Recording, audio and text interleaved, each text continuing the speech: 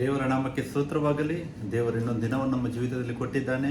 ಆತನಿಗೆ ಸ್ತುತಿಸುವ, ಆತನ ವಾಕ್ಯವನ್ನು ನಾವು ಧ್ಯಾನಿಸುವ. ಯಾಕಂದರೆ ದೇವರು ಒಂದು ದಿನವನ್ನು ನಮ್ಮ ಜೀವಿತದಲ್ಲಿ ಕೊಡುವುದಂತ ಹೇಳಿದರೆ ಅದು ಆತನಿಂದ ನಮಗೆ ಒಂದು ಒದಗಿಸಿದ ಆತನ ಒಂದು ಗಿಫ್ಟ್ ಅಂತ ಹೇಳ್ಬೋದು ನಮಗೆ. ಯಾಕೆ ನೋಡಿ, ಪ್ರಲಾಪಗಳು ಮೂರನೇ ಅಧ್ಯಾಯ 22ನೇ ವಾಕ್ಯ 23ನೇ ವಾಕ್ಯ ಈ ಥರ ಹೇಳ್ತಾ ಉಂಟು. ನಾವು ಉಳಿದಿರುವುದೇ ಯೆಹೋವನ ಕರುಣೆಯೇ, ಆತನ ಕೃಪಾವರಗಳು ದಿನ ದಿನವೂ ಹೊಸದಾಗಿ ಒದಗುತ್ತದೆ ಅಂತೇಳಿ ವಾಕ್ಯ ಹೇಳುತ್ತದೆ. ಅಂದರೆ ನಾವೇನು ಉಳಿದಿದ್ದೇವೆ ಈ ಲೋಕದಲ್ಲಿ ಅದು ಆತನ ಕೃಪೆಯಾಗಿದೆ. ಸೊ ಅದಕ್ಕೋಸ್ಕರವಾಗಿ ನಾವು ಇವತ್ತು ವಾಕ್ಯದಲ್ಲಿ ಧ್ಯಾನಿಸುವ ದೇವರ ನಾಮ, ನಾನು ಹೇಳಿದೆ ದೇವರ ನಾಮಕ್ಕೆ ಸ್ತೋತ್ರವಾಗಲಿ. ದೇವರ ನಾಮ ಏನಾಗಿದೆ ಅದರ ಬಗ್ಗೆ ನಾವು ಧ್ಯಾನಿಸುವ ಇವತ್ತು. ಅಂದರೆ ದೇವರ ಹೆಸರು ಏನಾಗಿದೆ. ಯಾಕಂದರೆ ಈ ಲೋಕದಲ್ಲಿ ಎಲ್ಲ ವಸ್ತುಗಳನ್ನು ನಾವು ಹಿಡಿಯುವುದಾದರೆ ಪ್ರತಿಯೊಂದು ಇವನು ವಸ್ತು ಆಗಲಿ ಅಥವಾ ಪ್ರಾಣಿ ಆಗಲಿ ಪಕ್ಷಿ ಆಗಲಿ ಎಲ್ಲದಕ್ಕೂ ಒಂದೊಂದು ಹೆಸರುಂಟು. ದೇವರು ಏನು ಸೃಷ್ಟಿ ಮಾಡಿದ್ದಾನೆ ಮತ್ತು ಮನುಷ್ಯರೇನು ತಯಾರಿಸಿದ್ದಾರೆ ಅದಕ್ಕೂ ಕೂಡ ಹೆಸರಿಟ್ಟಿದ್ದಾರೆ. ಈವನ್ ದೇವರು ಸೃಷ್ಟಿ ಮಾಡಿದ ಮೇಲೆ ನಮಗೆ ವಾಕ್ಯದಲ್ಲಿ ಓದಲಿಕ್ಕೆ ಸಿಗ್ತದೆ ಆದಿಕಾಂಡದಲ್ಲಿ ಆತನು ಎಲ್ಲವನ್ನು ಆದಾಮನ ಹತ್ತಿರ ತಗೊಂಡ್ಬರ್ತಾನೆ. ಆದಾಮನು ಅದಕ್ಕೆ ಹೆಸರಿಡಬೇಕೆಂದು. ಸೊ ಆದಾಮನ ಏನು ಮಾಡ್ತಾನೆ, ಎಲ್ಲ ಜೀವಿಗಳಿಗೂ ಆದಾಮನ ಹೆಸರಿಡ್ತಾನೆ. ಆ ಹೆಸರೇ ಇವತ್ತು ನಾವು ಆ ಹೆಸರನ್ನೇ ನಾವು ಹೇಳುವವರಾಗಿದ್ದೇವೆ. ಸೊ ಅದೇ ರೀತಿಯಾಗಿ ದೇವರಿಗೂ ಕೂಡ ಒಂದು ಹೆಸರು ಈ ಲೋಕದಲ್ಲಿ ಇದೆ.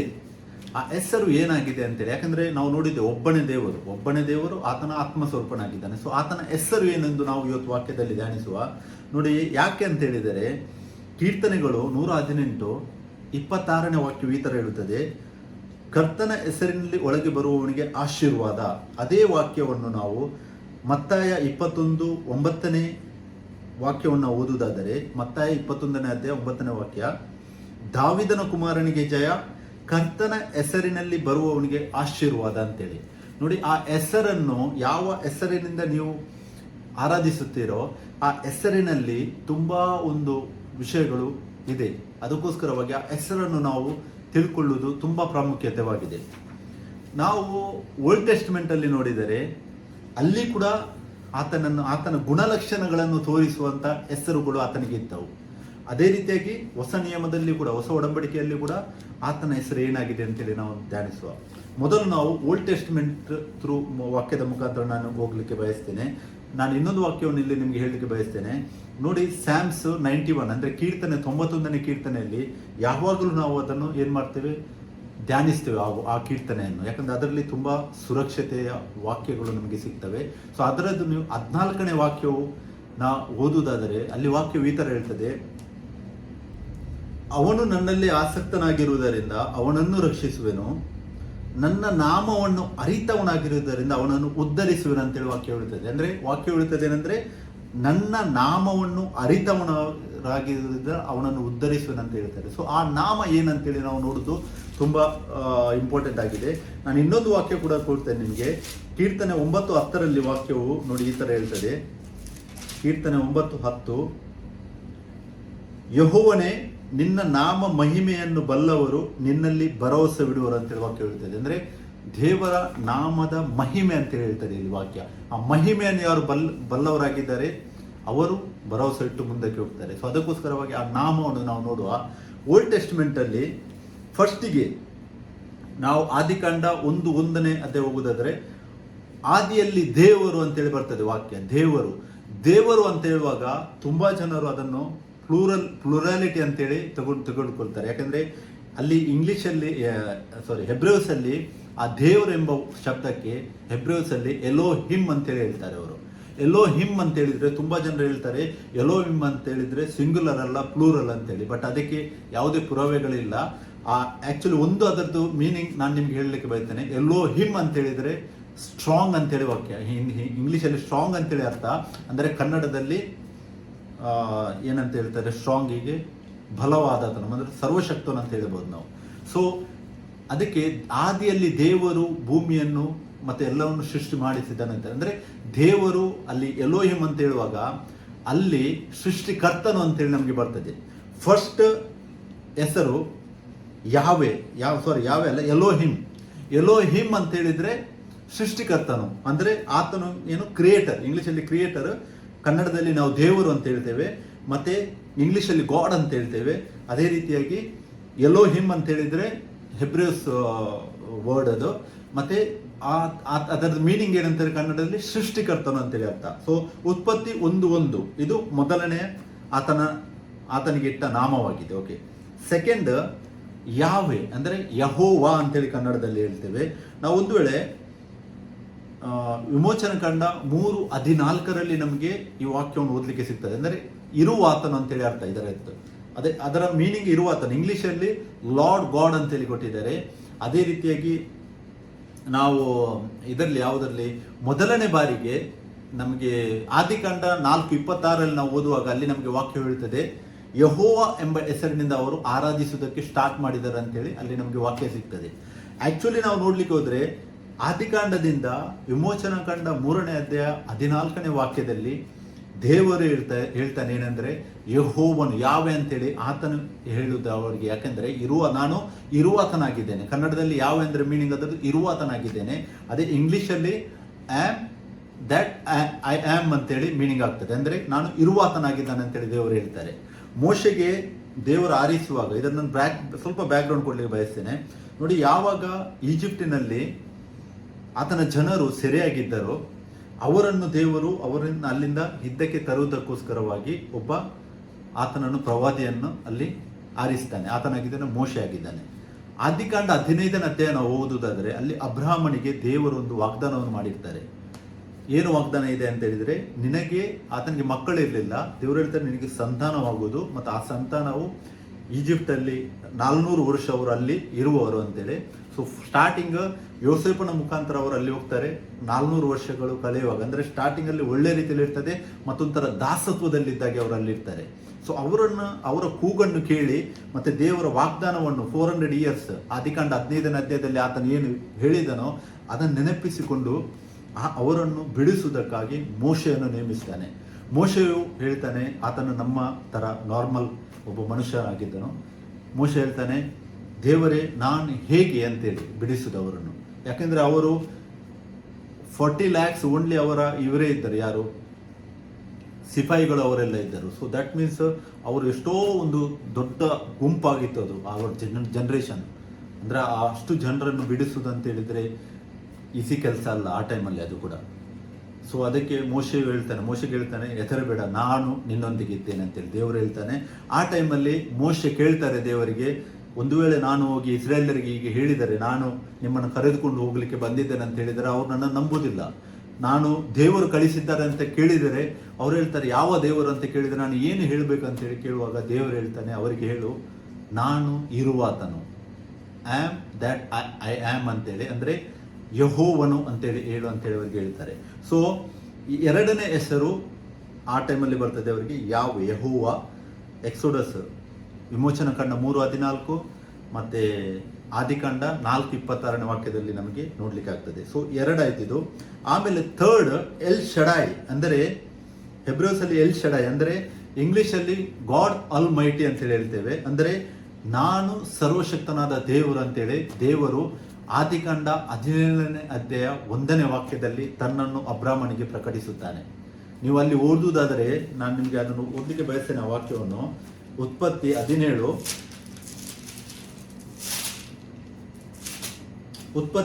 1ನೇ ವಾಕ್ಯ. ಅಬ್ರಾಹ್ಮನು 99 ವರ್ಷದವನಾದಾಗ ಯೆಹೋವನು ಅವನಿಗೆ ದರ್ಶನ ಕೊಟ್ಟು, ನಾನು ಸರ್ವಶಕ್ತನಾದ ದೇವರು, ನನಗೆ ನಡಕೊಂಡು ದೋಷವಿಲ್ಲದವನಾಗಿರುವಂತೇಳಿ ದೇವರು ಹೇಳ್ತಾರೆ. ನೋಡಿ, ಇಲ್ಲಿ ದೇವರು ಹೇಳ್ತಾರೆ ನಾವು ಅಂತ ಹೇಳುವುದಿಲ್ಲ, ಇಲ್ಲಿ ನಾನು ಅಂತ ಹೇಳ್ತಾರೆ, ಸಿಂಗ್ಯುಲರ್. ಆತನ ಹೇಳ್ತಾನೆ ನಾನು ಸರ್ವಶಕ್ತನಾದ ದೇವರು, ಎಲ್ ಶಡಾಯ್ ಅಂದ್ರೆ ಗಾಡ್ ಆಲ್ಮೈಟಿ, ನಾನು ಸರ್ವಶಕ್ತನಾದ ದೇವರು. ಸರ್ವಶಕ್ತ ಅಂದ್ರೆ ಸರ್ವಶಕ್ತನು ಆತನೊಬ್ಬನೇ. ನನಗೆ ನಡಕೊಂಡು ದೋಷವಿಲ್ಲದವನು, ನಾನು ನನಗೆ. ವಾಕ್ಯವು ಕ್ಲಿಯರ್ ಇದೆ, ಇಲ್ಲಿ ಸಿಂಗ್ಯುಲರ್ ಒಬ್ಬನ ಬಗ್ಗೆ ಮಾತಾಡ್ತದೆ. ಸೊ ಅದಕ್ಕೋಸ್ಕರವಾಗಿ ದೇವರು ಅಂತ ಹೇಳುವಾಗ ಆತನು ಒಬ್ಬನು ಅಂತೇಳಿ ನಾವು ಮನದಟ್ಟು ಮಾಡುವ. ಮತ್ತೆ ಮೂರನೇ ಆತನ ತನ್ನ ಹೆಸರನ್ನು ಪ್ರಕಟಿಸಿದ್ದೇನೆಂದರೆ ಎಲ್ ಶಡಾಯ್ ಅಂತೇಳಿ, ಗಾಡ್ ಆಲ್ಮೈಟಿ. ಸೊ ನಾಲ್ಕನೇದ್ದು ಅಡೋನೈ ಅಂತೇಳಿ ನಮಗೆ ಓದಲಿಕ್ಕೆ ಸಿಗ್ತದೆ. ಉತ್ಪತ್ತಿ 15ನೇ ಅಧ್ಯಾಯ 2ನೇ ವಾಕ್ಯವನ್ನು ನಾವು ಓದುವುದಾದರೆ ಅಲ್ಲಿ ವಾಕ್ಯ ಹೇಳ್ತದೆ ಎಡೋನೈ ಅಂತ ಹೇಳಿದ್ರೆ ಏನು? ಲಾರ್ಡ್ ಅಂದ್ರೆ ಕರ್ತನು ಅಥವಾ ಮಾಸ್ಟರ್ ಅಂತ ಹೇಳಬಹುದು ನಮಗೆ. ನೋಡಿ, ಕರ್ತನಾದ ದೇವರು ನಮಗೆ ವಾಕ್ಯದಲ್ಲಿ ಓದಲಿಕ್ಕೆ ಉಂಟು. ಸೇನಾಧೀಶ್ವರನಾದ ದೇವರು, ಕರ್ತನಾದ ದೇವರು, ಕರ್ತನಾದ ಯೆಹೋವನು. ಕರ್ತನು ಅಂತೇಳಿ ಆತನ ಒಂದು ನಾಮವಾಗಿದೆ. ಸೊ ಇದು 4ನೇ ಹೆಸರಾಗಿದೆ. 5ನೇ ಹೆಸರು ಯೆಹೋವ ಜಾಯಿರೆ ಅಂತೇಳಿ ಹೇಳ್ತೇವೆ ನಾವು. ಅಂದ್ರೆ ಕನ್ನಡದಲ್ಲಿ ಬರುವಾಗ ಯೆಹೋವ ಈರೆ ಅಂತ ಹೇಳ್ತೇವೆ ನಾವು. ಉತ್ಪತ್ತಿ 22ನೇ ಅಧ್ಯಾಯ 14ನೇ ವಾಕ್ಯವನ್ನು ಓದಿದರೆ ಅದರ ಮೀನಿಂಗ್ ಏನಂತ ಹೇಳಿದ್ರೆ, ದ ಲಾರ್ಡ್ ವಿಲ್ ಪ್ರೊವೈಡ್, ಅಂದ್ರೆ ಕರ್ತನು ಒದಗಿಸುವಾತನು. ಅಬ್ರಾಹ್ಮನು ತನ್ನ ಮಗನಾದ ಏಕೈಕ ಮಗನಾದ ಇಸಾಕನನ್ನು ಆ ಬೆಟ್ಟದಲ್ಲಿ ಆತನನ್ನು ಸಮರ್ಪಿಸುವುದಕ್ಕೆ ಹೋದಾಗ ದೇವರಲ್ಲಿ ಆತನಿಗೆ ದರ್ಶನ ಕೊಟ್ಟು ಆತನ ನಂಬಿಕೆಯನ್ನು ನೋಡಿ ಇಸಾಕನನ್ನು ಬಲಿ ಕೊಡಬೇಡ ಅಂತೇಳಿ ಒಂದು ಟಗರು ಅಂದ್ರೆ ಒಂದು ಕುರಿಯನ್ನು ಆತನಲ್ಲಿ ತೋರಿಸ್ತಾನೆ, ಆತನಿಗೆ ಬಲಿ ಕೊಡುವುದಕ್ಕೆ, ಅಂದ್ರೆ ಒದಗಿಸುತ್ತಾನೆ. ಅಲ್ಲಿ ಏನಿರುವುದಿಲ್ಲ, ಆ ಒಂದು ಪೊದೆಗಳ ಮಧ್ಯದಲ್ಲಿ ಅದರ ಇದೇನಿದೆ ಕೊಂಬು ಅದು ಸಿಕ್ಕಿಸಿಕೊಂಡು ಅಲ್ಲಿ ಒಂದು ಅವನಿಗೆ ಒದಗಿಸುತ್ತಾನೆ. ಸೊ ಅದಕ್ಕೆ ಅಲ್ಲಿ ಆತನು ದೇವರಿಗೆ ನಾಮಕರಣ ಮಾಡ್ತಾನೆ, ಒದಗಿಸುವ ದೇವರು ಅಂತೇಳಿ ನಾವು ನೋಡಬಹುದು. ಸೊ 5 ಹೆಸರುಗಳನ್ನು ನಾವು ನೋಡಿದೆವು. 6ನೇ ಹೆಸರಾಗಿದೆ ಯೆಹೋವ ರಾಫಾ ಅಂತೇಳಿ. ಯೆಹೋವ ರಾಫಾ ಅಂತ ಹೇಳಿದ್ರೆ ದ ಲಾರ್ಡ್ ಹೂ ಹೀಲ್ಸ್, ಅಂದ್ರೆ ಆತನು ಗುಣಪಡಿಸುವಾತನು ಅಂತೇಳಿ ನಮ್ಗೆ ಗೊತ್ತದೆ. ಇದು ಕೂಡ ಆತನದೊಂದು ಗುಣವನ್ನು ಇಲ್ಲಿ ತೋರಿಸ್ತದೆ. ನಾವು ವಿಮೋಚನ ಕಂಡ 15ನೇ ಅಧ್ಯಾಯ 26ನೇ ವಾಕ್ಯವನ್ನು ಓದುವುದಾದರೆ ಯೆಹೋವ ರಾಫಾ ಅಂತೇಳಿ ನಮ್ಗೆ ಓದಲಿಕ್ಕೆ ಸಿಗ್ತದೆ, ಅಂದ್ರೆ ಆತನು ಗುಣಪಡಿಸುವ ದೇವರು ಅಂತೇಳಿ ನಮಗೆ ಸಿಗ್ತದೆ. ಅದೇ ರೀತಿ 7ನೇದು ಯೆಹೋವ ನಿಸ್ಸಿ ಅಂತೇಳಿ ವಿಮೋಚನ ಕಂಡ 17ನೇ ಅಧ್ಯಾಯ 15ನೇ ವಾಕ್ಯವನ್ನು ನೋಡಿದರೆ ನಾವು ಅಲ್ಲಿ ನಮ್ಗೆ ಓದಲಿಕ್ಕೆ ಸಿಗ್ತದೆ ಯೆಹೋವ ನಿಸ್ಸಿ, ಅಂದರೆ ಆತನು the Lord is my banner ಅಂತೇಳಿ ಇದೆ. ಸೊ ಅದಕ್ಕೋಸ್ಕರ ನಾವು ಈ ವಾಕ್ಯದಲ್ಲಿ ನಾವು ಈ ವಾಕ್ಯದಲ್ಲಿ ಎಕ್ಸೋಡಸ್ ವಿಮೋಚನ ಕಂಡ 17-15ರಲ್ಲಿ ಯೆಹೋವ ನಿಸ್ಸಿ ಅಂತ ಓದ್ಬೋದು. ಸೊ ನಾವು ಇವಾಗ ನೋಡಿದೆವು 7 ಟೈಪ್ಸ್ ಆಫ್ ಆತನ ಗುಣಗಳನ್ನು ತೋರಿಸುವ ಹೆಸರುಗಳನ್ನು ನಾವು ನೋಡಿದೆವು. 8ನೇದು ಯೆಹೋವ ಶಾಲೋಮ್, ಅಂದರೆ ದ ಲಾರ್ಡ್ ಈಸ್ ಪೀಸ್, ಶಾಂತಿದಾಯಕನಾದ ದೇವರು. ಏನಾಗಿದೆ ಅದು? ಜಡ್ಜಸ್ ಅಂದರೆ ನ್ಯಾಯಸ್ಥಾಪಕರು 6ನೇ ಅಧ್ಯಾಯ 24ನೇ ವಾಕ್ಯವನ್ನು ಓದಿದರೆ ನಮಗೆ ಯೆಹೋವ ಶಾಲೋಮ್ ಅಂತೇಳಿ ನಮಗೆ ಗೊತ್ತಾಗ್ತದೆ. ಸೊ ನಮ್ಮ ದೇವರು ಶಾಂತಿದಾಯಕನಾದವರು, ಇದು ಕೂಡ ಆತನ ಗುಣವನ್ನು ತೋರಿಸುವಂಥದ್ದಾಗಿದೆ. ಸೊ 8 ಹೆಸರುಗಳನ್ನು ನಾವು ನೋಡಿದೆವು. ಇವಾಗ 9ನೇ ಹೆಸರು ನಾನು ಹೇಳ್ತೇನೆ, ಯೆಹೋವ ರಾಫಾ ಅಂತೇಳಿ. ನಾವು ಕೀರ್ತನೆ 23ನೇ ಅಧ್ಯಾಯ 1ನೇ ವಾಕ್ಯವನ್ನು ಓದಿದರೆ ಯೆಹೋವ ನನಗೆ ಒಳ್ಳೆ ಕುರುಬನು, ಅಂದರೆ the Lord is my shepherd, good shepherd. Yohanna 10:11-10:10 ನಾವು ಓದುವುದಾದರೂ ಕೂಡ ಆತನ ಹೇಳ್ತಾನೆ, ನಾನೇ ಒಳ್ಳೆ ಕುರುಬನು. ಸೊ ನಮ್ಮ ಒಳ್ಳೆಯ ಕುರುಬನು ಯೆಹೋವ ರಾಫಾ. ಸೊ ಯೆಹೋವ ರಾಹ್, ಆತನು ಒಳ್ಳೆಯ ಕುರುಬನಾಗಿದ್ದಾನೆ. ಮತ್ತೆ 10ನೇ ಹೆಸರು ಯೆಹೋವ ಸಿದ್ಕೇನು, ಅಂದರೆ ದ ಲಾರ್ಡ್ ಅವರ್ ರೈಚಸ್ನೆಸ್, ನೀತಿವಂತನಾದ ದೇವರು, ನೀತಿದಾಯಕನಾದ ದೇವರು. ಯೆರೆಮೀಯ 23ನೇ ಅಧ್ಯಾಯ 6ನೇ ವಾಕ್ಯ ಓದಿದರೆ ನಮಗೆ ಸಿಗ್ತದೆ. ಸೊ ನಾವು ಇಲ್ಲಿ ನೋಡಿದೆವು 10 ಗುಣಗಳನ್ನು ತೋರಿಸುವ ಆತನ ಹೆಸರುಗಳನ್ನು. ಇದರಲ್ಲಿ ಕೆಲವೊಂದು ಹೆಸರನ್ನು ಜಾಸ್ತಿಯಾಗಿ ಕೆಲವೊಂದು ಹೆಸರನ್ನು ಆತನ ಗುಣವನ್ನು ನೋಡಿ ಅಬ್ರಾಹಮನು ಮತ್ತೆ ಮೋಶೆಯು ಅವರೆಲ್ಲ ಆತನಿಗೆ ನಾಮಕರಣ ಮಾಡಿದ್ದು ನಮಗೆ ಗೊತ್ತಾಗ್ತದೆ, ಯಾಕಂದ್ರೆ ಆತನ ಗುಣಗಳನ್ನು ತೋರಿಸುವ ಹೆಸರುಗಳಾಗಿದೆ. ಸೊ ಇದಾಯಿತು. ನಾವು ಇವಾಗ ಓಲ್ಡ್ ಟೆಸ್ಟ್ಮೆಂಟ್ ಅಲ್ಲಿ ಆತನ ಹೆಸರುಗಳನ್ನು ನಾವು ನೋಡಿದೆವು. ಆತನು ಮೋಶೆಗೆ ಹೆಸರನ್ನು ಕೊಡುವಾಗ ಆತನು ಹೇಳ್ತಾನೆ ಇರುವಾತನು, ನಾನು ಇರುವಾತನು ಅಂತೇಳಿ. ಇರುವಾತನು ಅಂತ ಹೇಳುವುದು ಅದು ಹೆಸರಲ್ಲ, ನಮ್ಗೆ ಗೊತ್ತುಂಟು. ಇರುವಾತನು ಅಂತ ಹೇಳಿದರೆ is existent, I am that I am ಅಂತ ಹೇಳ್ತಾನೆ, ಅಂದ್ರೆ ನಾನು ಇರುವಾತನಾಗಿದ್ದೇನೆ. ಬಟ್ ಆತನ ಆಕ್ಚುಯಲ್ ಹೆಸರು ನಮಗೆ ಸಿಗ್ತದೆ ಹೊಸ ಒಡಂಬಡಿಕೆಯಲ್ಲಿ, ಅದು ಏನಾಗಿದೆ ಅಂತೇಳಿ. ನಾವಿವಾಗ ಹೋಗುವ ಆತನ ಹೆಸರನ್ನು ನಾವು ನೋಡುವ, ಯಾಕಂದ್ರೆ ನಾವು ವಾಕ್ಯವನ್ನು ಓದಿದೆವು. ಕೀರ್ತನೆ 118:26ರಲ್ಲಿ ಆತನ ಹೆಸರಿನಲ್ಲಿ ಒಳಗೆ ಬರುವವನಿಗೆ ಆಶೀರ್ವಾದ, ಕರ್ತನ ಹೆಸರಿನಲ್ಲಿ, ಆತನ ಹೆಸರಿನಲ್ಲಿ ಒಳಗೆ ಬರುವವನಿಗೆ ಆಶೀರ್ವಾದ ಅಂತೇಳಿ ವಾಕ್ಯವು ಕ್ಲಿಯರ್ ಆಗಿ ಹೇಳ್ತಾ ಉಂಟು. ಮತ್ತೆ 21:9ರಲ್ಲಿ ಕೂಡ ನಾವು ನೋಡಿದೆವು, ಕರ್ತನ ಹೆಸರಿನಲ್ಲಿ ಬರುವವನಿಗೆ ಆಶೀರ್ವಾದ ಅಂತೇಳಿ. ಒಂದು ವೇಳೆ ನೀವು ನಿಮ್ಮ ಜೀವಿತದಲ್ಲಿ ಆ ಹೆಸರಿನಲ್ಲಿ ಆಶೀರ್ವಾದವನ್ನು ಹೊಂದಬೇಕಾದರೆ, ನಿಮ್ಮ ಜೀವಿತದಲ್ಲಿ ಆ ಹೆಸರಿನಲ್ಲಿ ಬಿಡುಗಡೆಯನ್ನು ಹೊಂದಬೇಕಾದರೆ ಆ ಹೆಸರನ್ನು ಹಿಡಿದುಕೊಂಡು ಹೋಗುವಂಥದ್ದು ತುಂಬ ಅವಶ್ಯಕತೆವಾಗಿದೆ ಪ್ರಿಯರೇ. ಸೊ ನಾವು ನೋಡುವ, ಫಸ್ಟಿಗೆ ನಾವು ಹೋಗುವ ಯೆಶಾಯ 9ನೇ ಅಧ್ಯಾಯ 6ನೇ ವಾಕ್ಯವನ್ನು ನಾವು ಓದುವ. ಅಲ್ಲಿ ನಮಗೆ ಅದರ ಬಗ್ಗೆ ಗೊತ್ತಾಗ್ತದೆ, ಆತನ ಹೆಸರಿನ ಬಗ್ಗೆ ನಾವು ನೋಡುವ. ಫಸ್ಟಿಗೆ ನೋಡಿ, ಇಲ್ಲಿ 9:6ರಲ್ಲಿ ಯೆಶಾಯ 9:6ರಲ್ಲಿ ವಾಕ್ಯ ಹೇಳ್ತದೆ, ಒಂದು ಮಗು ನಮಗಾಗಿ ಹುಟ್ಟಿದೆ ಅಷ್ಟೇ, ವರದ ಮಗನು ನಮಗೆ ದೊರೆತನು, ಆಡಳಿತವು ಅವನ ಬಾಹುವಿನ ಮೇಲೆ ಇರುವುದು, ಅದ್ಭುತ ಸ್ವರೂಪನು, ಆಲೋಚನಕರ್ತನು, ಪರಾಕ್ರಮಿಯಾದ ದೇವರು, ನಿತ್ಯನಾದ ತಂದೆ, ಸಮಾಧಾನದ ಪ್ರಭು ಎಂಬವು ಅವನ ಹೆಸರು. ಎಗೇನ್ ನಮಗೆ ಇಲ್ಲಿ ನೋಡಬಹುದು, ಆತನ ಗುಣಲಕ್ಷಣಗಳನ್ನು ತೋರಿಸುವ ಹೆಸರುಗಳನ್ನು ನಾವು ಇಲ್ಲಿ ನೋಡಬಹುದು. ನೋಡಿ, ವಾಕ್ಯ ಹೇಳ್ತದೆ 9:6 ಇಲ್ಲಿ ಯೇಸು ಕ್ರಿಸ್ತನ ಬಗ್ಗೆ ಯೆಶಾಯನು, ಅಂದರೆ ಯೇಸು ಕ್ರಿಸ್ತನ ಬರುವ ತಕ್ರೀಬನ್ 400 to 500 ಇಯರ್ಸ್ ಮುಂಚೆ ದೇವರು ಆತನ ಮುಖಾಂತರವಾಗಿ ಮಾತಾಡ್ತಾನೆ, ಹೇಳ್ತಾನೆ ಇಲ್ಲಿ, ಒಂದು ಮಗು ನಮಗಾಗಿ ಹುಟ್ಟಿದೆ ಅಷ್ಟೇ. ಹಲ್ಲೆಲೂಯಾ. ಈ ವಾಕ್ಯವನ್ನು ಕರೆಕ್ಟಾಗಿ ನೀವು ಧ್ಯಾನಿಸಿ 9:6 ನೋಡಿ, ಇಲ್ಲಿ ವಾಕ್ಯವು ಕ್ಲಿಯರ್ ಆಗಿ ಹೇಳ್ತಾ ಉಂಟು, ಒಂದು ಮಗು ಹುಟ್ಟಿದೆ ಅಷ್ಟೇ ಅಂತ ಹೇಳ್ತದೆ. ಒಂದು ಮಗು ನಮಗೆ ಹುಟ್ಟಿದೆ, ವರದ ಮಗನು ನಮಗೆ ದೊರೆತನು. ಹಲ್ಲೆಲೂಯಾ. ಇಲ್ಲಿ ವಾಕ್ಯವು ಹೇಳುವುದಿಲ್ಲ ಮಗನು ಹುಟ್ಟಿದನಂತೇಳಿ ಹೇಳುವುದಿಲ್ಲ. ಇದೊಂದು ಮಿಸ್ಟರಿ ಇದರಲ್ಲಿ. ಇದನ್ನು ನೀವು ಕರೆಕ್ಟಾಗಿ ಧ್ಯಾನವಿಟ್ಟು ನೋಡಿ, ನಾನು ನಿಮ್ಗೆ ಎಕ್ಸ್ಪ್ಲೇನ್ ಮಾಡ್ತೇನೆ. ಒಂದು ಮಗು ನಮಗಾಗಿ ಹುಟ್ಟಿದೆ. ಫಾರ್ ಎಕ್ಸಾಂಪಲು, ನನಗೆ ಮಕ್ಕಳಿದ್ದಾರೆ, ನನಗೆ ಮಗ ಇದ್ದಾನೆ, ಮಗಳಿದ್ದಾನೆ. ನನಗೆ ಮಗನು ಹುಟ್ಟಿದಾಗ ನಾನು ಹೇಳ್ತೇನೆ ನನಗೆ ಮಗನು ಹುಟ್ಟಿದಾನಂತೇಳಿ. ಬಟ್ ಇಲ್ಲಿ ವಾಕ್ಯ ನೋಡಿ ಹೇಳ್ತದೆ, ಒಬ್ಬ ಮಗ ಹುಟ್ಟಿದಾನಂತೇಳಿ ವಾಕ್ಯ ಹೇಳುವುದಿಲ್ಲ, ಒಂದು ಮಗು ಹುಟ್ಟಿದೆ ಅಂತ ಹೇಳ್ತದೆ. ಮಗು ಅಂದರೆ ತಾಯಿಗೆ ಒಂದು ಮಗು ಹುಟ್ಟಿದೆ, ಆದರೆ ಮಗನು ವರದ ಮಗನು ದೊರೆತನಂತ ಹೇಳ್ತದೆ ವಾಕ್ಯ. ವರದ ಮಗನು ಅಂತ ಹೇಳಿದ್ರೇನು? ಆ ಮಗನು ಆಲ್ರೆಡಿ ಇದ್ದಾತನು, ಈ ವಾಸ್ ಎಕ್ಸಿಸ್ಟೆಡ್, ಅಂದರೆ ಇರುವಾತನು. ವರದ ಮಗನು ದೊರೆತನ ಅಂದರೆ ಆತನು ಇರುವಾತನಾಗಿದ್ದಾನೆ. ಇರುವಾತನು ಯಾರು? ನಾವು ಓಲ್ಡ್ ಟೆಸ್ಟ್ಮೆಂಟ್ ಅಲ್ಲಿ ನೋಡಿದೆವು, ವಿಮೋಚನ ಕಂಡ 3:14 ಇರುವಾತನು ಯೆಹೋವನಾಗಿದ್ದಾನೆ. ಹಲ್ಲೆಲೂಯಾ. ಯೆಹೋವನು ಅಂತ ಹೇಳುವುದು ಹೆಸರಲ್ಲ, ಆತನು ಇರುವಾತನಾಗಿದ್ದಾನೆ. ಆ ಇರುವಾತನು ಇಲ್ಲಿ ವರದ ಮಗನಾಗಿ ನಮಗೆ ದೊರೆತನು. ನೋಡಿ, ಆತನು ಹುಟ್ಟಿದನು ಅಂತ ಹೇಳುವುದಿಲ್ಲ ವಾಕ್ಯವು, ವರದ ಮಗನು ನಮಗೆ ದೊರೆತನು ಎಂದರೆ ಹೇಳಿದ್ರೆ ಸಿಕ್ಕಿದನು ಅಂತೇಳಿ ಹೇಳ್ತೇವೆ ನಾವು, ಸಿಕ್ಕಿದನು. ಓಕೆ. ಸೊ ಮಗು ಹುಟ್ಟುವುದು, ದೇಹದಲ್ಲಿ ಮಗು ಹುಟ್ಟುವುದು, ಬಟ್ ಆ ಮಗನು ಕ್ರಿಸ್ತನು, ಅಂದರೆ ನಾವು ಕ್ರಿಸ್ತನು ಅಂತ ಹೇಳ್ತೇವೆ, ಕ್ರಿಸ್ತನು ಇದ್ದಾತನು, ಆತನು ಅಲ್ಲಿ ಸಿಗ್ತಾನೆ. ಮಗು ಹುಟ್ಟುತ್ತದೆ, ಕ್ರಿಸ್ತನು ನಮಗೆ ಸಿಗ್ತಾನೆ, ವರದ ಮಗನು ನಮಗೆ ದೊರೆತನು. ಹಾಲೆಲೂಯ್ಯ. ನೋಡಿ, ಎಷ್ಟೊಂದು ಒಳ್ಳೆಯ ವಾಕ್ಯವಿದೆ ಅಲ್ಲ. ನಾವು ಅದನ್ನು ಮೇಲ್ಮೇಲೆ ಓದಿ ನಾವು ಓಡಿ ಹೋಗ್ತೇವೆ, ಅದಕ್ಕೋಸ್ಕರ ಅದು ಅರ್ಥ ಆಗ್ತಾ ಇಲ್ಲ. ವರದ ಮಗನು ಹುಟ್ಟುವುದಿಲ್ಲ, ವರದ ಮಗನು ದೊರೆತನು. ದೊರೆಯುವುದು ಹುಟ್ಟುವುದು ಎರಡರಲ್ಲಿ ಫರಕ್ ಉಂಟು. ನೀವು ಧ್ಯಾನಿಸುವ ವಾಕ್ಯವನ್ನು ಇಲ್ಲಿ ನಮಗೆ ದೊರೆತನು ಅಂತ ಹೇಳ್ತಾ ಇದೆ. ಸೊ ಆಡಳಿತವು ಅವನ ಬಾಹುವಿನ ಮೇಲೆ ಇರುವುದು. ಹಲ್ಲೆಲೂಯಾ. ನಮ್ಗೆ ಗೊತ್ತುಂಟು, ಓಲ್ಡ್ ಟೆಸ್ಟ್ಮೆಂಟ್ ಅಲ್ಲಿ ಆಡಳಿತ ಯಾರನ್ನ ಬಾಹುವಿನ ಮೇಲೆ ಇತ್ತು? ಯೆಹೋವನು, ಇರುವಾತನ, ಆತನ ಮೇಲೆ. ಸೊ ಆತನೇ ಇಲ್ಲಿ ನಮಗೆ ದೊರೆಯುತ್ತಾ ಇದ್ದಾನೆ, ಆತನೇ ನಮಗೆ ದೊರೆಯುತ್ತಾ ಇದ್ದಾನೆ. ಆಡಳಿತ ಆತನ ಬಾಹುವಿನ ಮೇಲೆ ಇರುವುದು. ಆತನ ಗುಣಲಕ್ಷಣಗಳು ಏನಿದೆ? ಅದ್ಭುತ ಸ್ವರೂಪನು, ಅಂದರೆ ಆತನು ಅದ್ಭುತನಾದ ದೇವರಾಗಿದೆ. ನಮ್ಗೆ ಗೊತ್ತು, ಆತ್ಮನ ಸ್ವರೂಪನಾಗಿದ್ದಾನೆ. ನಾವು ಆತ್ಮದಲ್ಲಿ ಆತನನ್ನು ನೋಡಬಹುದು, ಶರೀರದಲ್ಲಿ ಆತನ ನೋಡ್ಲಿಕ್ಕೆ ಆಗ್ತಾ ಇಲ್ಲ. ಆದರೂ ದೇಹವನ್ನು ಆತನು ಧರಿಸಿ ಈ ಲೋಕಕ್ಕೆ ಬರ್ತಾನೆ. ಆತನು ಅದ್ಭುತ ಸ್ವರೂಪನಾಗಿದ್ದಾನೆ. ಆಲೋಚನಕರ್ತನು.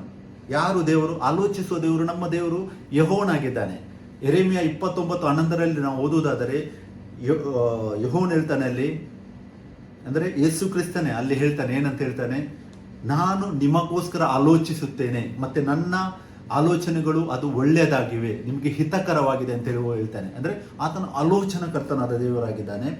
ಆಮೇಲೆ ಪರಾಕ್ರಮಿಯಾದ ದೇವರು.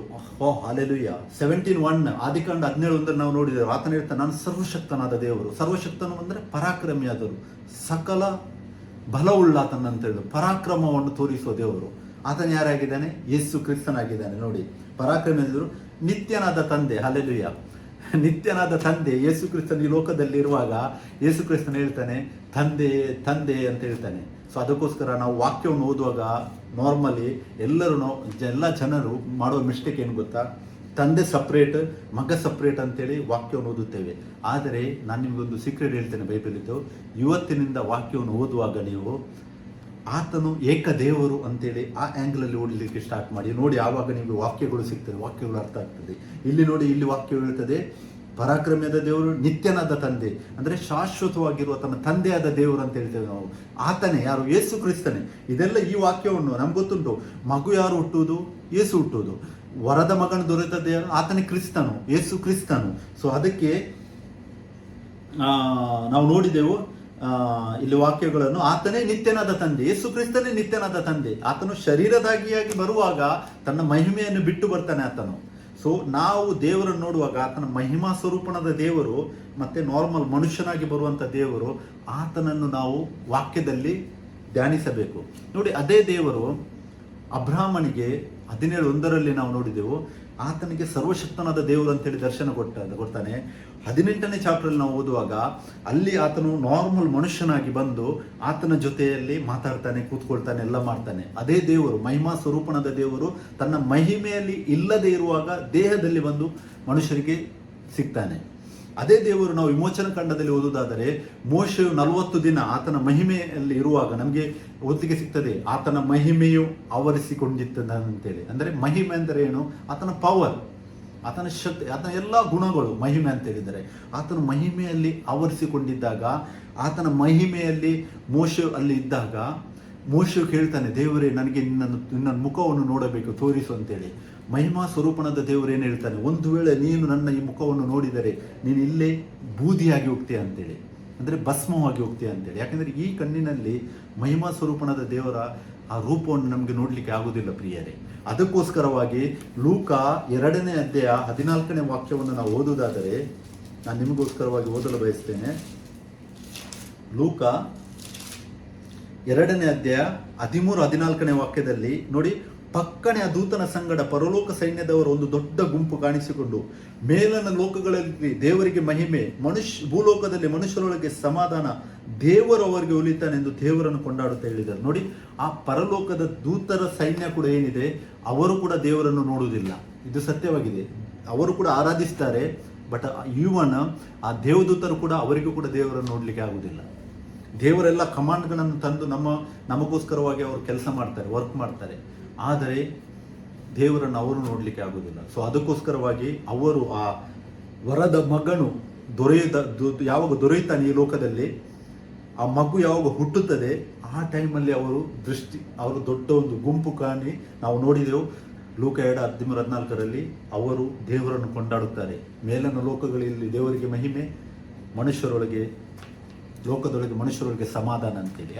ಯಾಕಂತ ಹೇಳಿದರೆ ಅವರು ಮನುಷ್ಯನ ರೂಪದಲ್ಲಿ ನೋಡಿ ಕೊಂಡಾಡುತ್ತಾರೆ. ಆದರೆ ಇಷ್ಟಾದರೂ ನಮಗೆ ಭಾಗ್ಯ ಸಿಕ್ಕಿತಂತೇಳಿ ಹೇಳಿ ನೋಡಿ, ಅಷ್ಟೊಂದು ಒಂದು ನಮ್ಮ ದೇವರು ನಮಗಾಗಿ ಒಲಿದು ಈ ಲೋಕಕ್ಕೆ ಆತನು ಬಂದಿದ್ದನು. ಸೊ ಅದಕ್ಕೋಸ್ಕರವಾಗಿ ನಾನು ಪುನಃ ವಾಕ್ಯಕ್ಕೆ ಹೋಗ್ತಾನೆ. ಯೆಶಾಯ 9:6 ನೋಡಿ, ಆತನ ನಿತ್ಯನಾದ ತಂದೆ, ಸಮಾಧಾನದ ಪ್ರಭು, ಮತ್ತೆ ಅದ್ಭುತ ಸ್ವರೂಪನು, ಆಲೋಚನಕರ್ತನು, ಆಡಳಿತವು ಅವನ ಬೇಯಲು, ಈ ಎಲ್ಲ ಗುಣಲಕ್ಷಣಗಳನ್ನು ತೋರಿಸುವಂಥದ್ದು ಆತನನ್ನೇ. ಯಾರನ್ನು? ಯೆಹೋವನನ್ನು. ಇರುವಾತನೇ, ಆತನೇ ಯೇಸು ಕ್ರಿಸ್ತನಾಗಿ ಈ ಲೋಕಕ್ಕೆ ಬರ್ತಾನೆ. ಓಕೆ, ಈ ಲೋಕದಲ್ಲಿ ಆತನನ್ನು ಹುಟ್ಟಿದ ಆತನ. ಇನ್ನೊಂದು ಯೆಶಾಯ 7:14 ಕೂಡ ನೋಡಿ, ಇದರಿಂದ ಕರ್ತನು ತಾನೇ ನಿಮಗೆ ಒಂದು ಗುರುತನ್ನು ಕೊಡುವನು. ಈಗ ಒಬ್ಬ ಕನ್ನಿಕೆಯು ಗರ್ಭಿಣಿಯಾಗಿ ಮಗನನ್ನು ಹಡೆದು ಅವನಿಗೆ ಇಮ್ಮಾನುವೇಲ್ ಎಂದು ಹೆಸರಿಡುವರು. ಹಲ್ಲೆಲೂಯಾ.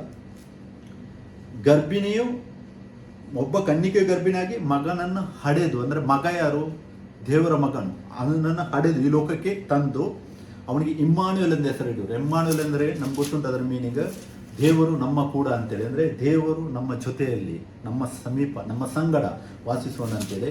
ಸೊ ಇವಾಗ ನಾವು ಹೋಗುವ ಮತ್ತಾಯ 1:21 ನಾವು ವಾಕ್ಯವನ್ನು ನೋಡುವ. ಓಕೆ, ಮತ್ತಾಯ ನಾವು 1 ನೀವು 18ರಿಂದ ಓದುವುದಾದರೆ, ಯೇಸು ಕ್ರಿಸ್ತನ ಜನನವು ಹೇಗಾಯಿತೆಂದು ವಾಕ್ಯ ಹೇಳುತ್ತದೆ.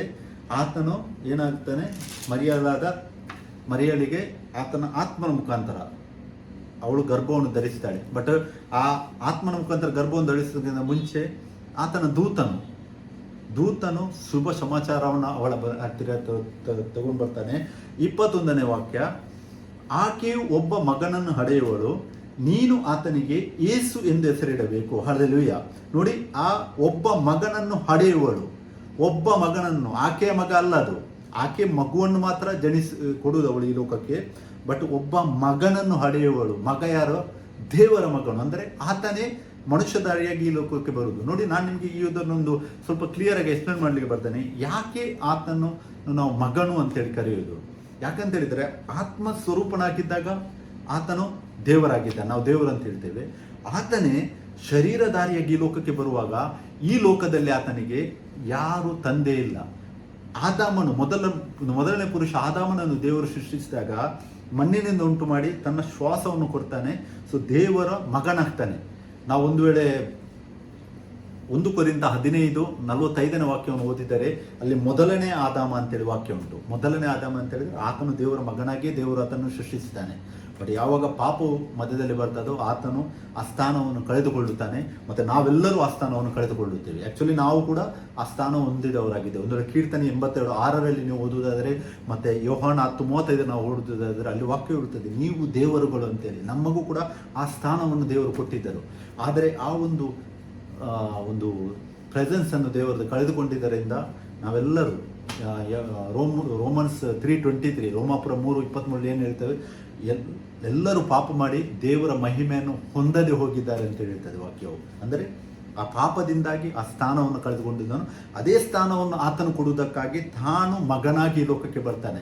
ಅಂದರೆ ಆತನಿಗೆ ಆ ತಂದೆಯೂ ಆತನೇ, ಮಗನೂ ಆತನೇ. ನೋಡಿ, ತಂದೆಯು ಮಗನಾಗಿ ಈ ಲೋಕಕ್ಕೆ ಬರ್ತಾನೆ. ಯಾಕೆ? ಈ ಲೋಕದಲ್ಲಿ ಎಷ್ಟು ಜನರನ್ನು ದೇವರು ಸೃಷ್ಟಿಸಿದ್ದಾನೆ. ಆದಾಮನ ನಂತರ ನಾವು ನೋಡಿದರೆ ಎಲ್ಲರೂ ಶರೀರಧಾರಿಯಾಗಿ ತಂದೆಯಿಂದ ಮಗನೇ ಹುಟ್ಟಿದ್ದನ್ನು ನಾವು ನೋಡುತ್ತೇವೆ. ಎಲ್ಲಿ ಕೂಡ ತಂದೆ ಇಲ್ಲದೆ ಈ ಲೋಕದಲ್ಲಿ ಜನಿಸಿದವರು ಯಾರೂ ಇಲ್ಲ. ಆತನು ಒಬ್ಬನೇ ಆಗಿದ್ದಾನೆ. ಆತನೇ ಯಾರು? ಯೆಹೋವನು. ಆತನೇ ಯೇಸು ಕ್ರಿಸ್ತನಾಗಿ ಈ ಲೋಕಕ್ಕೆ ಆತನು ಬರ್ತಾನೆ. ಸೊ ಫಾರ್ ಎಕ್ಸಾಂಪಲ್ ನಮಗೆ ಕೂಡ ನೋಡಿ, ಆತನ ಪೊಸಿಷನ್ ಅನ್ನು ಎಲ್ಲರಿಗೂ ಕೊಟ್ಟಿದ್ದಾನೆ. ಒಂದೊಂದು ಪೊಸಿಷನ್ ಎಲ್ಲರಿಗೂ ಉಂಟು. ನಾನು ಸ್ವಲ್ಪ ಟೈಮ್ ತುಂಬ ಜಾಸ್ತಿ ಹೋಗ್ತಾ ಉಂಟು, ಅದು ಸ್ವಲ್ಪ ಎಕ್ಸ್ಪ್ಲೇನ್ ಮಾಡ್ತೇನೆ. ನೋಡಿ, ದೇವರು ನನಗೆ ಯಾವ ಥರ ಸೃಷ್ಟಿ ಮಾಡಿದ್ದಾನೆ, ನನಗೊಂದು ರೆಸ್ಪಾನ್ಸಿಬಿಲಿಟಿ ಕೊಟ್ಟಿದ್ದಾನೆ ಅಂತ ಹೇಳಿದರೆ, ಅಂದರೆ ಆತನ ಒಂದು ಸ್ಥಾನವನ್ನು ಯಾವ ಸ್ಥಾನವನ್ನು ಕೊಟ್ಟಿದ್ದಾನೆ ಅಂತೇಳಿ ನಾವು ಧ್ಯಾನಿಸುವ. ನೋಡಿ, ನನ್ನನ್ನು ದೇವರು ಸೃಷ್ಟಿಸುವಾಗ ನನಗೆ ಒಬ್ಬ ಈ ಲೋಕದಲ್ಲಿ ತಂದೆ ಅಂತ ಹೇಳಿದ್ದಾನೆ.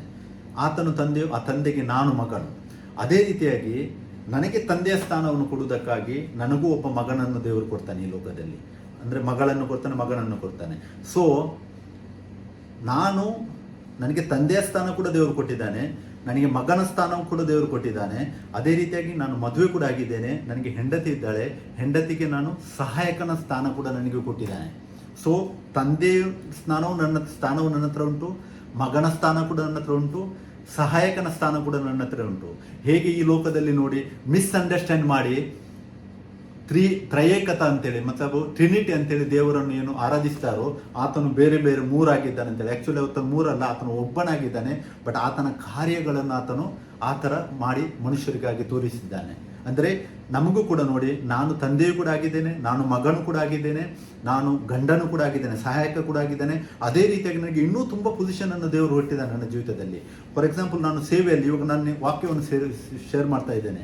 ನಾನು ಬ್ರದರ್, ಅಂದರೆ ನಾನೊಂದು ಸೇವಕನಾಗಿ ಬ್ರದರ್ ಆಗಿ ನಿಮಗೆ ಇಲ್ಲಿ ವಾಕ್ಯವನ್ನು ಶೇರ್ ಮಾಡ್ತೇನೆ. ಅದು ಒಂದು ನನಗೆ ಒಂದು ದೇವರು ಕೊಟ್ಟಂಥ ರೆಸ್ಪಾನ್ಸಿಬಿಲಿಟಿ, ಅದು ಒಂದು ಸ್ಥಾನ. ಅದೇ ರೀತಿ ನಾನು ಒಂದು ಕಂಪನಿಗೆ ಕೆಲಸ ಮಾಡ್ತಾ ಇದ್ದೇನೆ, ಕಂಪನಿಯಲ್ಲಿ ನನಗೆ ಒಂದು ರೆಸ್ಪಾನ್ಸಿಬಿಲಿಟಿ ಕೊಟ್ಟಿದ್ದಾರೆ, ಅಲ್ಲಿ ನನಗೊಂದು ಪೊಸಿಷನನ್ನು ಕೊಟ್ಟಿದ್ದಾರೆ ಅವರು, ಅದು ಒಂದು ಪೊಸಿಷನ್. ಅದೇ ರೀತಿ ಇನ್ನೂ ತುಂಬ ಇದೆ ನಮಗೆ. ಅದೇ ದೇವರನ್ನು ನಾವು ನೋಡುವುದಾದರೆ, ದೇವರು ತಂದೆಯಾಗಿ ಕೂಡ ಕೆಲಸ ಮಾಡಿದ್ದಾನೆ, ದೇವರು ಮಗನಾಗಿ ಕೂಡ ಕೆಲಸ ಮಾಡಿದ್ದಾನೆ, ದೇವರು ಸಹಾಯಕನಾಗಿ ಅಂದರೆ ಆತ್ಮನಾಗಿ, ನಾವು ಪವಿತ್ರ ಆತ್ಮನ ಅಂತ ಹೇಳ್ತೇವೆ, ಆತ್ಮನಾಗಿ ಕೂಡ ಕೆಲಸ ಮಾಡಿದ್ದಾನೆ. ಅದೇ ರೀತಿಯಾಗಿ ದೇವರು ಪ್ರವಾದಿಯಾಗಿ ಕೂಡ ಕೆಲಸ ಮಾಡಿದ್ದಾನೆ. ಜನರು ಮತ್ತೆ 14 ಓದುವುದಾದರೆ ಯೇಸು ಕ್ರಿಸ್ತನು ಕೇಳ್ತಾನೆ ಅವರಿಗೆ, ಶಿಷ್ಯಂದಿರಿಗೆ, ಜನರು ನನ್ನನ್ನು ಏನೆಂದು ಕರೆಯುತ್ತಾರೆ? ಕೆಲವರು ಪ್ರವಾದಿ ಅಂತ ಹೇಳ್ತಾರೆ, ಕೆಲವರು ಪ್ರವಾದಿ ಅಂತ ಹೇಳ್ತಾರೆ, ಅದ್ರ ಬೇರೆ ಬೇರೆ ರೀತಿಯಲ್ಲಿ ಎಲಿಯಾ ಅಂತ ಹೇಳ್ತಾರೆ. ಆ ಟೈಮಲ್ಲಿ ಅಲ್ಲಿ ಪೀಟರ್ ಹೇಳ್ತಾನೆ, ನೀನು ಬರಬೇಕಾದ ಜೀವಂತ ಕ್ರಿಸ್ತನು ಅಂತೇಳಿ ಆತನು ಹೇಳ್ತಾನೆ, ದೇವರ ಮಗನಾದ ಕ್ರಿಸ್ತನು ಅಂತೇಳಿ.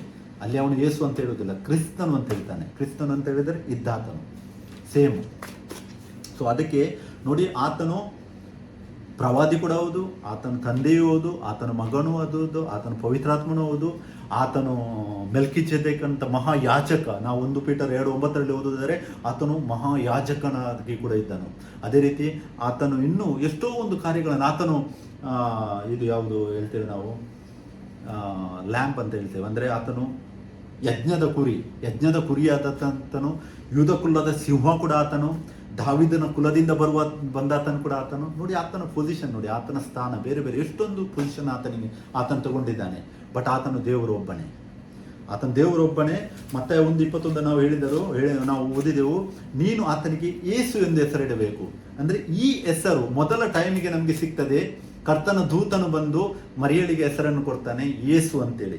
ಯೇಸು ಅಂತ ಹೇಳಿದರೆ ಏನು? ಆತನೇ ತನ್ನ ಜನರನ್ನು ಅವರ ಪಾಪಗಳಿಂದ ಬಿಡಿಸಿ ಕಾಯುವನು. ಅಂದರೆ ನಮ್ಮನ್ನು ನಮ್ಮ ಪಾಪಗಳಿಂದ ಆತನು ಬಿಡಿಸಿ ಕಾಯುವನು. ಅದಕ್ಕೆ ಈ ಹೆಸರು ಈ ಲೋಕದಿಂದ ಬಂದದಲ್ಲ, ಈ ಹೆಸರು ದೇವರು ತನಗೆ ಈ ಲೋಕದಲ್ಲಿ ಮನುಷ್ಯರ ರಕ್ಷಣೆಗಾಗಿ ಆತನ ಹೆಸರನ್ನು ಕೊಡುವಂಥದ್ದಾಗಿದೆ. ಅದೇ ಆಗಿದೆ ಏನು? ಯೇಸು ಕ್ರಿಸ್ತನು ಅಂದರೆ ಇದ್ದಾತನು. ಯೇಸು ಅಂತ ಹೇಳಿದರೆ ಆತನು ತನ್ನ ಜನರನ್ನು ಅವರ ಪಾಪಗಳಿಂದ ಬಿಡಿಸಿ ಕಾಯುವತನು. ಸೊ ಅದಕ್ಕೆ ಯೇಸು ಕ್ರಿಸ್ತನು ಎಂಬ ಹೆಸರನ್ನು ನಾವು ಹಿಡಿದುಕೊಂಡು ದೇವರನ್ನು ಆರಾಧಿಸಬೇಕು. ಅದನ್ನು ನಾವು ನೋಡಿದ್ದೇವೆ. ಯಾಕಂದರೆ ಈ ಹೆಸರು ಈ ಲೋಕದಿಂದ ಕೊಡಲ್ಪಟ್ಟ ಹೆಸರಲ್ಲ, ಈ ಹೆಸರು ಇದ್ದಂಥ ಹೆಸರು, ಸರ್ವಶಕ್ತನಾದ ದೇವರ ಹೆಸರಾಗಿದೆ. ಸೊ ಅದಕ್ಕೆ ಅದೇ ರೀತಿಯಾಗಿ 23ನೇ ವಾಕ್ಯವನ್ನು ಓದಿದರೆ ಆತನಿಗೆ ಇಮ್ಮಾನುವೇಲ್ ಎಂದು ಹೆಸರು ಇಡುವರು. ನಾವು ಯೆಶಾಯ 7:14 ಓದಿದ್ದೇವೆ. ಇಮ್ಮಾನುವೇಲ್ ಅಂತಂದರೆ ದೇವರು ನಮ್ಮ ಕೂಡ. ನೋಡಿ, ದೇವರು ನಮ್ಮ ಕೂಡ. ಯೇಸು ಅಂತ ಹೇಳಿದರೆ ಆತನು ನಮ್ಮ ಪಾಪಗಳಿಂದ ನಮ್ಮನ್ನು ಬಿಡಿಸಿ ಕಾಯುವಾತನು. ಸೊ ದೇವರು ನಮ್ಮ ಜೊತೆಯಲ್ಲಿ ಬಂದು ವಾಸ ಮಾಡುವಾತನು. ನಾವು ಲೂಕದಲ್ಲಿ ಕೂಡ ಓದುವುದಾದರೆ ಇದರದ್ದು ತುಂಬ ನಾನು ಇನ್ನೂ ವಾಕ್ಯ ನಿಮಗೆ ಎಕ್ಸ್ಪ್ಲೇನ್ ಮಾಡ್ಬೋದು. ಬಟ್ ಇಲ್ಲಿ ಯಾಕೆ ಈ ದೇವರ ನಾಮವು ಏನಾಗಿದೆ, ಈ ನಾಮವು ನಾವು ಓದಿದ್ದೇವೆ ಮತ್ತೆ 1:21 ಈ ನಾಮವು ಕೊಡಲ್ಪಟ್ಟ ನಾಮವಾಗಿದೆ. ಅದಕ್ಕೋಸ್ಕರವಾಗಿ ನೋಡಿ, ಈ ಲೋಕದಲ್ಲಿ ಇವಾಗ ಕೂಡ ಟೆಸ್ಟಿಫೈ ಆಗ್ತಾ ಇದೆ ಆ ನಾಮ ಏನಂತೇಳಿ. ಯೇಸುವಿನ ನಾಮದಲ್ಲಿ ಸೈತಾನನು ಓಡಿ ಹೋಗುತ್ತಾನೆ, ಅಂದರೆ ಆ ಕೆಡುಕನು, ಅಪಾದಕನು ಅವನು ಓಡಿ ಹೋಗ್ತಾನೆ. ಯೇಸುವಿನ ನಾಮವನ್ನು ಕೇಳಿದಾಗ ಅವನು ನಿಲ್ಲಕ್ಕೆ ಆಗುವುದಿಲ್ಲ, ಯಾಕಂದರೆ ಅದು ಪರಿಶುದ್ಧವಾದ ನಾಮವಾಗಿದೆ. ಅದೇ ರೀತಿ ಯೇಸುವಿನ ನಾಮದಲ್ಲಿ ಕ್ಯಾನ್ಸರ್, ಏಡ್ಸ್ ಅಂತ ರೋಗಗಳು ವಾಸಿಯಾಗುವುದು. ಯಾಕಂತ ಹೇಳಿದರೆ ಆ ನಾಮವು ಪರಿಶುದ್ಧವಾದ ನಾಮವಾಗಿದೆ. ಅದೇ ರೀತಿಯಾಗಿ ಆ ಯೇಸುವಿನ ನಾಮದ ಎಲ್ಲ ಕ್ರಿಯೆಗಳು ನಡೆಯುವು. ನಾವು ಕೊಲೋಷನ್ 3:17 ನಾವು ವಾಕ್ಯವನ್ನು ಓದುವುದಾದರೆ ಅಲ್ಲಿ ಹೇಳ್ತದೆ ವಾಕ್ಯವು, ನೀವು ಏನು ಮಾಡಿದರು, ವಾಕ್ಯ ಹೇಳ್ತಿದ್ದೀವಿ ಏನು ಮಾಡಿದರು, ಈ ಲೋಕದಲ್ಲಿ ನೀವು ಏನು ಮಾಡ್ತೀರಿ, ಏನು ಮಾಡಿದರೂ ಕೂಡ ನಿಮ್ಮ ಕ್ರಿಯೆಯಿಂದಾಗಲಿ ನಿಮ್ಮ ಮಾತಿನಿಂದಾಗಲಿ ಆ ಹೆಸರಿನಿಂದಲೇ ಮಾಡಿರಿ, ಯೇಸು ಕ್ರಿಸ್ತನೆಂಬ ಹೆಸರಿನಿಂದಲೇ ಮಾಡಿರಿ.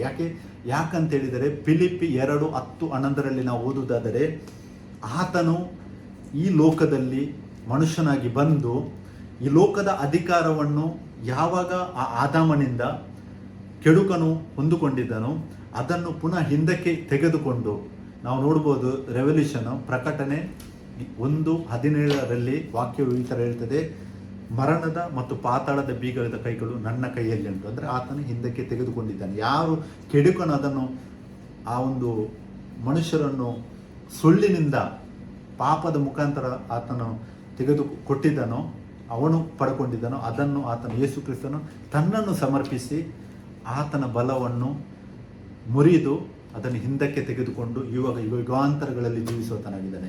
ಅದಕ್ಕೋಸ್ಕರ ಫಿಲಿಪ್ಪಿ 2:10-11 ವಾಕ್ಯ ಹೇಳುತ್ತದೆ, ಎಲ್ಲ ಹೆಸರುಗಳಿಗಿಂತಲೂ ಮಿಗಿಲಾದ ಹೆಸರನ್ನಾಗಿ ದೇವರು, ಆತ್ಮಸ್ವರೂಪನಾದ ದೇವರು ಅದನ್ನು ಮಾಡಿದ್ದಾನೆ, ಆತನ ಹೆಸರನ್ನು. ಮತ್ತೆ ಯೇಸುವಿನ ಹೆಸರಿನಲ್ಲಿ ಅಡ್ಡಬಿದ್ದು ಯೇಸು ಕ್ರಿಸ್ತನನ್ನೇ ಒಡೆಯನು ರಕ್ಷಕನು ಎಂದು ಅಂಗೀಕಾರ ಮಾಡಲೇಬೇಕು ಅಂತೇಳಿ ವಾಕ್ಯ ಹೇಳ್ತದೆ. ಅಂದರೆ ನಮಗೆ ಸತ್ಯವು ಗೊತ್ತಾಗಿದೆ, ನಾವು ಅಂಗೀಕಾರ ಮಾಡುತ್ತೇವೆ, ನಾವು ಯೇಸು ಕ್ರಿಸ್ತನ ಹೆಸರಿನಲ್ಲಿ ನಾವು ಹೋಗ್ತಾ ಇದ್ದೇವೆ. ಅದೇ ರೀತಿ ಬಟ್ ವಾಕ್ಯ ಹೇಳ್ತಿದೆ ರೋಮಾಪುರದಲ್ಲಿ ನಾವು ಓದುವುದಾದರೆ ಪ್ರತಿಯೊಂದು ಮೊಣಕಾಲು ಆತನ ಆ ಹೆಸರಿನಲ್ಲಿ ಭಾಗಬೇಕೆಂದು ವಾಕ್ಯ ಹೇಳುತ್ತದೆ. ರೋಮಾಪುರ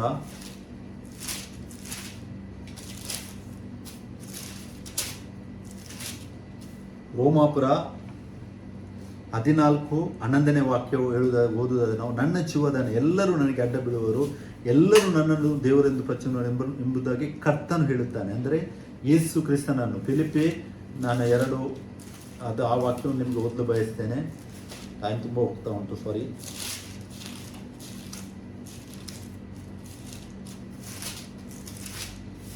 ನೋಡಿ, ಫಿಲಿಪ್ಪಿ 2:8